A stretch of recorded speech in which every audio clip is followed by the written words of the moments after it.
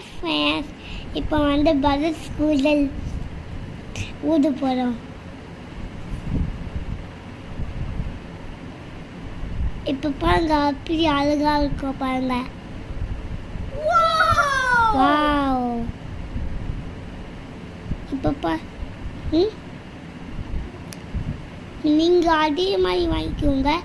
ஆனால் நீங்கள் அதே மாதிரி மாடியில் போய் விளையாடுங்க.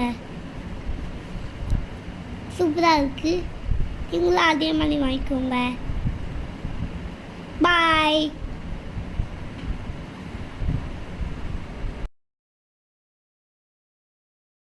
Bubbles done.